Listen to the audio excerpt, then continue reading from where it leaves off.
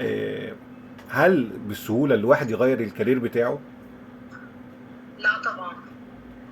طبعا لا، دي اخطر حاله اصلا. يعني انا بشوف انه الكارير شيفت ده عامل زي كانك نازل من بيتك وفي شويه طينه تحت البيت كده، مطره وطينه وبتاع، انت مش بتبقاش عارف. ده ما ينفعش تقول لحد امشي بنفس سرعتك او امشي بنفس قوتك او بنفس الامان اللي انت بتمشي بيه في العادي. لازم تتست بطرف رجلك، وبعدين برجلك الاولانيه، وبعدين رجلك الثانيه، وبعدين تمشي تسند شويه لغايه ما تعرف تمشي، لانه فعلا مش سهله خالص ان حد يغير الكارير بتاعه، خاصة بعد ما يكون حقق حاجات واتشيفمنتس وحاجات في التراك بتاعه، وبعدين على الكبر يجي يقول انا هغير. لا طبعا مش بهذه السهولة خالص. لا. طب ايه الحالات اللي جات لك ونجحت في التغيير؟ يعني خلينا ندخل في النجاح الاول قبل الصعوبات. بص، الناس اللي غيرت كارير بصراحة مش كتير قوي، لان كله بيجي في الاول يقول انا هغير، بعدين لما بنقعد نتكلم معاهم ما بيبقاش مشكلة كارير، مشاكل تانية. عندك احمد بس عز. احمد عز غير اهو، كان مدير فندق وبعد كده بقى اهو بقى ممثل، وغير بعد 39 سنه كمان، يعني كان عنده تقريبا 39 سنه او 38 سنه. احمد عز كان مدير فندق. بس هو بيمثل من هو اصغر من كده. خد متهيألي. خد قرار التمثيل وعنده تقريبا كان بيمثل قبل كده، بس خد اللي هو قرار التمثيل ان هو يسيب الفندق وعنده تقريبا 35 سنه 37 سنه في الحدود دي. بس كان بيشتغل اتنين مع بعض في نفس الوقت، صح؟ اه بس نجح، يعني هو نجح. ايوه طبعا. في ناس نجحت وفي ناس غيرت كاريرها ونجحت، في ناس برضه. في فرق بين الكارير شيفت والكارير كوركشنز اللي بيحصل. يعني الريدايركشنز اللي بتحصل انه مثلا في حد يكون كان بيعمل حاجه ريليتد بشغله، بس هو خد تخصص منها زي ما انا ما عملت، ما انا عملت كده.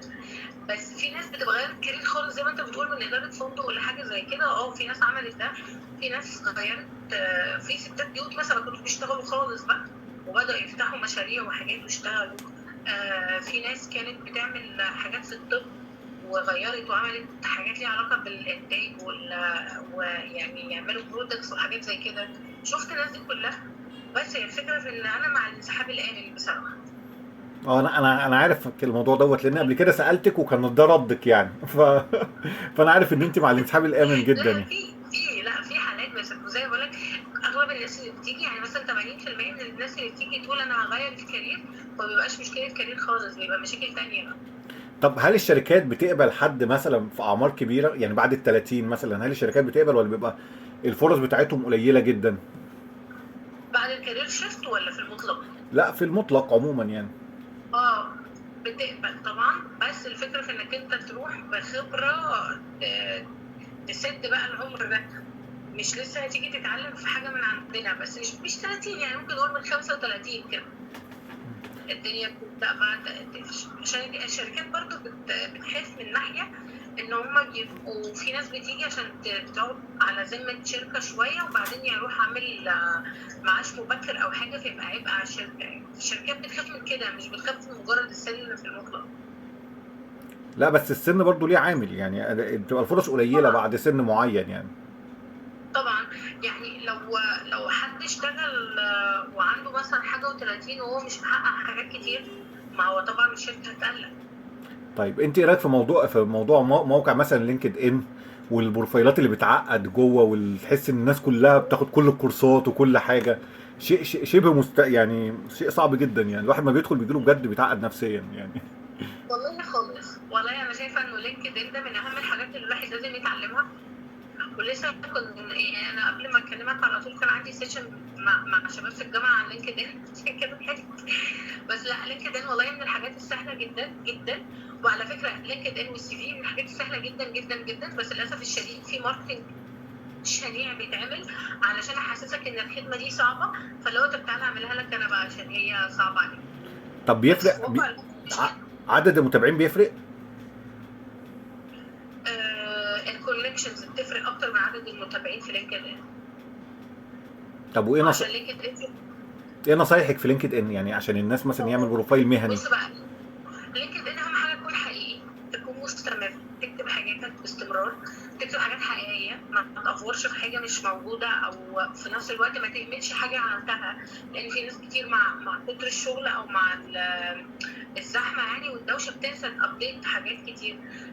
مهم انك تنزل السي في بتاعتك كويس، تبقى شكلها كويس، ترفعها عليه بشكل مظبوط، تكون حاطط سكيلز، تكون حاطط السيرتيفيكتس، تحط الاديوكيشن، كل حاجه، تملى كل بياناتك فيه، وانك تكون اكتف عليه، مش بس تملى البيانات. يعني طول الوقت بقول لو احنا عندنا اجمل بروفايل بس ما شافش النور مش هيتشاف. فاحنا بنشوف بننزل ده ازاي، بننزله بان احنا طول الوقت نعمل بوستس ونعمل كومنتس عند الناس، ما نعملش ريبوست على لينكد ان. الافضل ان احنا نعمل كومنت عند الناس. انت شايف الموضوع بينجح يعني لينكد ده ان؟ بينجح والله العظيم. بينجح. اعرف ناس اشتغلت في اماكن كتيره جدا بيه. والله بص، هو لينكد ان للاسف في الشرق الاوسط واخد منحنى من ايامهم يعني. لا داعي لذكره ان احنا بنسجل، بس بنعمل ميوت وبنعمل بلوك وبنكمل. يعني والله انا شخصيا مره حد بعت لي على لينكد ان بيقول لي والله بوستاتك دمها خفيف، وانا اصلا بتكلم عن مشاكل الشغل. يعني انا بتفضل ده على الفيسبوك، ماشي احنا بنهزر هناك، بس يعني تخيل لينكد ان انا عماله اقول لهم احصائيات عن البرن اوت وعن الاكتئاب وعن وبيقول لي بوستاتك دمها خفيف. غالبا حبيبي كان اللمبه لفت معايا. هو موقع جاد شويه، يعني موقع جاد تحس ان الشرق الاوسط مش بيحبوا المواقع الجاده شويه. اتفق، دي حقيقه. دي حقيقه. اي حاجه جاده في المطلق. المقابلات الشخصيه بقى، انت رايك ازاي الواحد بيستعد للمقابله الشخصيه؟ اوكي، بص انا شايفه انه كل ما ذاكرت نفسك وكل ما ذاكرت المكان وذاكرت الشخصيه اللي هتقعد معاها، الشخصيه اللي انت قاعد تقعد معاها دي انت مش بالضروره تكون تعرفه كشخص برضو، علشان نبقى منطقيين يعني. تفهم الشركه دي عايزه ايه، الشركه دي بتدور على ايه، انا عندي ايه اقدر اضيفه لهم. ومهم ان انا اقيم نفسي. يعني طول ما انا مقيم نفسي في وضعي الحقيقي، حاطط نفسي قدام مرايه، مش مضخم من نفسي ولا مقلل من نفسي، هلاقي ان الدنيا ماشيه كويس وماشيه صح وماشيه بامانه، ان انا ابيع نفسي بامانه. لان الناس للاسف بتفلت منها فكره ان انا ابيع نفسي بنزاهه، وان انا اقول حاجات مش حقيقيه. فاحنا طول الوقت بنقول خلينا حقيقيين. كل ما كنا حقيقيين والحقيقي ده عنده تقل حقيقي هيعدي. يعني ان انا اكون واثق من نفسي، ان انا اكون مهتم بنفسي قبل ما اروح، ابقى شات جي بي تي هايل بقى في حوار محاكاه الانترفيوز دي بصراحه. دلوقتي حاليا يعني نعم. على ايامنا ما كانش موجود الموضوع ده. لا ما كانش موجود، احنا خدناها صعبة قوي. احنا على ايامنا ما كانش في حاجة خالص. جربنا حاجات احنا بالطريقة الصعبة شوية عن الأجيال الجديدة، بس صدقني شات جي بي تي هي في الانترفيوز، لدرجة إن أختي كان عندها انترفيو في ألمانيا مانجيريال ليفل، ولقت حاجات متاخده من شات جي بي تي. معقول؟ لقيت الأسئلة اللي شات جي بي تي قالها لها هي لقيتها في الامتحان في الانترفيو. طب هل انت شايفه الشكل واللبس والحاجات دي بتفرق مع الناس؟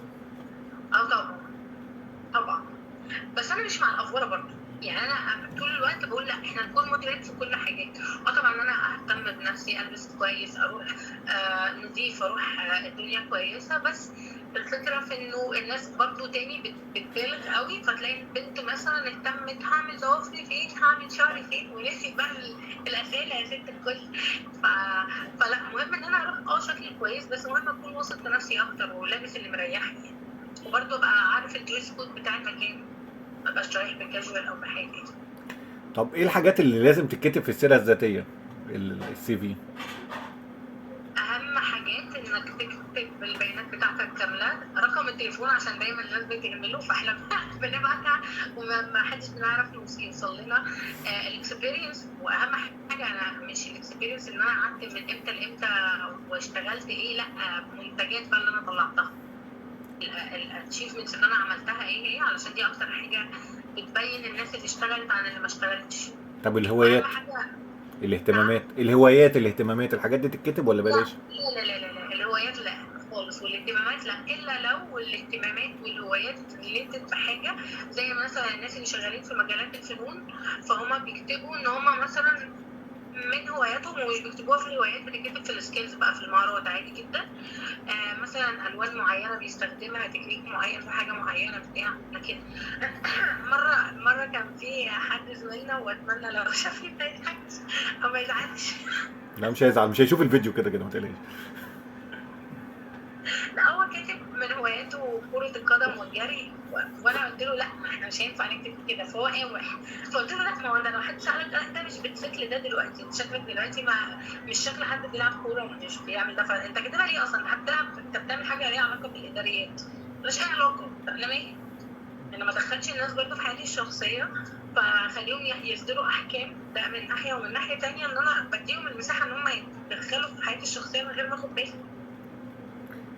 دايما انت معترضه على كلمه العمل تحت ضغط ديت اللي بتتكتب، يلا. ضغط منها. مع انها دي كارثه اسطمبه. والله العظيم، لو الناس تعرف الضغط ده بيعمل فيهم ايه. اسطمبه. بس كلنا غصب عننا اوقات بنشتغل تحت ضغط يعني، وعملناها وهنعملها طول الوقت، والظروف بتخلينا نعمل ده. بس يا جماعه مش ده الاصل في الشيء، مش ده الاصل في الشيء خالص يعني. لا بس يعني في مصر بيزودوا يعني انت كاتب اللي انت تعمل تحت ضغط، بس السي في يعني كلام عام. هو بعد ما الموظف بيعمل تحت ضغط ونفسيته بتفرقع، المكان بيمشيه بمنتهى البساطه يعني. بس انت عارفه السيفيهات في مصر يعني بتتكتب ازاي؟ انت بتاخد سي في زميلك، سي في ابن خالتك، وتشيل اسمك وتحط اسم. للاسف. والله لا، بص مؤخرا بصراحه ده كان موجود، بس مؤخرا الدنيا بدات شويه تتطور بصراحه. من المواقف يعني اللي انا قابلتها وايام ما كنت بدور على شغل زمان، يعني اللي انت مثلا تروح تشتغل في مكان يقول لك مثلا تمضي ايصال امانه مثلا، دي اكيد، او تمضي استماره 6. ما بنديش اصابات امانه يعني. استماره 6 دي للاسف الشديد انا موجوده. ضدها، بس هي ماشي اوكي. مهدد بس يعني بقت للاسف روتين شويه، انما ايصال الامانه ده هيحبسني، مش هيفقدني شغلي. بس بعدين انا مش مصدقه يعني ايه تديني لابتوب فامضي عليه ايصال امانه، وانا ممكن امضي لك ورقه ان انا استلمت لابتوب. ليه يا جماعه الورق؟ لا هو افهم مثلا الناس اللي بيبقوا ماسكين ادارات صيدليات او حاجه زي كده، لانهم فعلا في ايديهم فلوس كتيره جدا، وبرضه انا مش مع ان احنا لا نعمل جرد ونمضي عليه. لكن مع اي مكان يقول ايصالات امانه، بصراحه انا لا اثق ولا يعني لا احبذ هذه الفكره على الاطلاق. الشباب ساعات بيوافق على حاجه زي كده، يعني انا شفت ناس بتوافق، لان مثلا زي ما انت بتقول بتستلم لابتوب، بتستلم معدات، بتستلم حاجه، فبتمضي على ايصال امانه كبير كمان، خاصه ان النهارده اللابتوب بيبقى مثلا ب 40 و50، فالارقام بقت كبيره يعني. مضيني على لابتوب، مضيني على 40، ماشي فير انف يعني، انت بتديني عهده فامضي عليها. لكن وطول عمر، طب ما طول عمر الشركات بتدي عهد للناس من زمان يعني، خاص وعام، الناس من زمان وهي بتدي عهد. طب هل ده منطقي ان انا كل حد اديله عهد اخد منه ايصال امان؟ لا طبعا. ايصال امان على بياض ايه يا جدعان؟ لا طبعا. لا الشباب بيوافقوا بس في الاخر بيندموا. ما انا عشان كده حبيت انوه يعني في الحلقه اللي احنا بنتكلم فيها عن النقطه دي تحديدا يعني. يا جماعه ما حدش يمضي على حاجه، خدت حاجه امضي عليه، خدت حاجه بمليون جنيه امضي على مليون جنيه، لكن ما تمشيش على مليون جنيه. هل انت شايفه الشهاده الجامعيه كافيه، ولا الشهاده الجامعيه مجرد ورقه اللي انت بتعرف تعمل الموضوع ده، والمفروض تتعلم بقى والمفروض تدور لا الشهاده الجامعيه مش مجرد ورقه، مش الدرجات دي بصراحه يعني. هي مش كفايه لوحدها، لانه في حاجات تانية بنشتغل عليها، زي الحاجات اللي احنا بندي عليها تدريبات وكورسات، فهي مهمه بغض النظر عن مين درس ايه. لانه لو انت حتى لو تكنيكال شاطر جدا ونزلت تدريبات مثلا حاجات في الجامعه ليها علاقه بشهادتك، بس في النهايه انت لازم تتكلم عن نفسك كويس، تبيع نفسك في شغلك، تطور من نفسك، تحط اهداف ليك، تشتغل بقى على البراندنج، الحاجات اللي لها علاقه بالسي في ولينكد ان والبورتفوليو في بعض الشغلانات. فالحاجات دي كلها طبعا مش بناخدها في الجامعه، عشان كده في مناهج موازيه دلوقتي الناس كتير بتشتغل عليها، والحمد لله احنا عملنا المنهج ده من سنين، وفي ناس دلوقتي برضو شغاله عليه يعني، مش احنا بس احنا كنا من اوائل الناس اللي دخلت المناهج دي في مصر الحمد لله يعني. زمان كنا عشان نطور من نفسنا فكان قدامنا حاجه من الاثنين، يا اما نسمع الناس اللي هم بتوع التنميه البشريه اللي هم مالوش اي علاقه بالشغل، بس عشان يسمعونا كلمتين كده الدم يجري في عروقنا فنقوم نعمل حاجه، يا اما كنا بنجيب مناهج ونقعد نترجم فيها. ودي الطريقه الاصعب اللي انا خدتها بصراحه. لقيت لا، ان احنا في عندنا يا جماعه دنيا تانية، في عالم تاني احنا لسه مش عارفين حاجه عنه. فمؤخرا حتى الدوله بدات تعمل ده، يعني بدات تعمل ده في مبادرات تبع وزاره الاتصالات وهكذا، بيستعينوا بينا ومناهج شركات كتيره ان هم يبداوا يسدوا الجاب دي. انا بشكرك جدا، معلش على اللقاء الجميل ده، انا مبسوطه جدا، وانا حابب يعني نكرره تاني، يعني ممكن نكرره كل فتره كده، يعني شكرا ليكي، شكرا ليكي جدا. شكرا يا تهاني. العفو عليه. السلام عليكم، مع السلامه. باي. مع السلامه. سلام.